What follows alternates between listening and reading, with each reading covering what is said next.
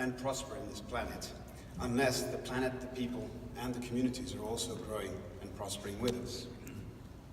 In fact, as far back as 1947, Forrest Mars, the owner and president of the company at the time, stated that the purpose of the company was to provide a mutuality of benefits for all our stakeholders. That's our suppliers, our competitors, the communities, and the society that we were inserted in. Being a family-owned business, we've always put the 5 principles, the principles that guide our company: quality, responsibility, mutuality, efficiency, and freedom at the very heart of everything we do.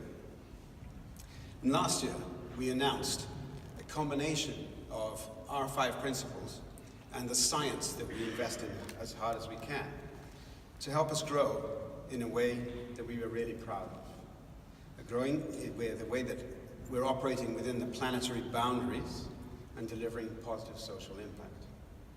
We call it our Sustainable in a Generation plan.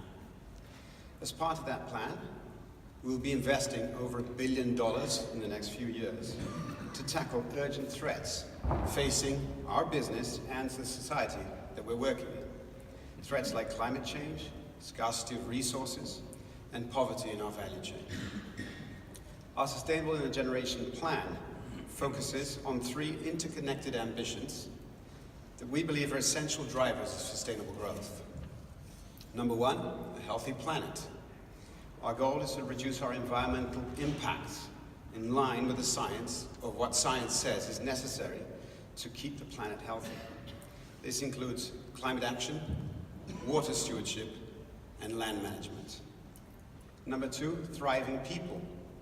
Our goal is to meaningfully improve the working lives of 1 million people in our supply chain, to enable them to thrive, focusing on increasing their income, respecting human rights, and unlocking opportunities for women. And number 3, nourishing well-being. Our goal is to advance science, innovation, and marketing in ways that help billions of people and their pets to lead healthier, happier lives. So what's all this got to do with cocoa? Well, addressing the challenge of the cocoa supply chain is a critical part of delivering our Sustainable in a Generation plan. The cocoa supply chain, as you're all very aware, has huge challenges that have implications for the health of the planet, for millions of people's livelihoods, and for their well-being.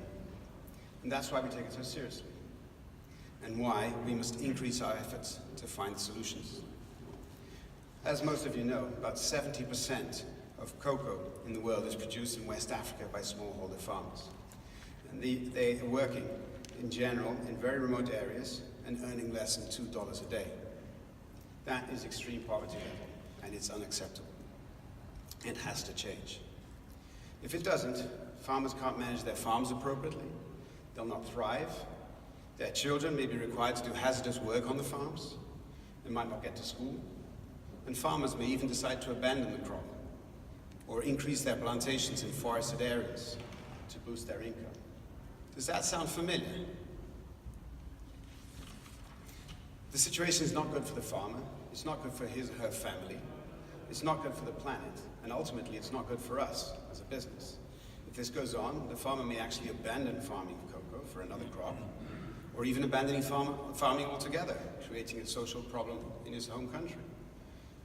So, and even more interesting is, even if he does continue producing cocoa, governments like this one, where we're in today, a country like this, might actually regulate us out of buying from these farmers because of these issues. So addressing these issues is clearly an example of mutuality in action, where doing the right thing for the farmer is absolutely our responsibility, but also makes really great business sense for us as well. So, we must find ways to improve farmer incomes. This is very challenging because of the complexity of the interrelated agricultural, social, financial, cultural, environmental challenges that are there.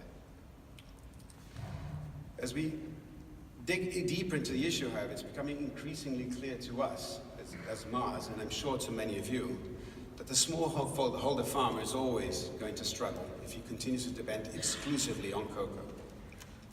We're absolutely convinced that some of the answers lie in the theme of this session, going beyond cocoa. The critical element here is diversification of income, ultimately leading to more income. When I say diversification of income, our vision of this includes new farming models, whether it's agroforestry or mixed cropping, that optimize land use, availability of labor and local demand.